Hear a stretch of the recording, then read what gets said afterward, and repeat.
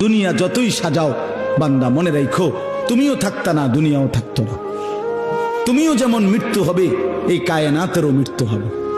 এই দুনিয়ার প্রত্যেক মানুষের মৃত্যু হলে সেটারে মৌত বলে, আর একদিন গোটা সৃষ্টি জগতের মৃত্যু হবে, সেটারে কিয়ামত বলে। সেটারে কিয়ামত বলে। কেউ থাকবে না, আল্লাহ কথাটা বারবার মনে করাইছে। তোমার যেমন মৃত্যু হবে, সৃষ্টি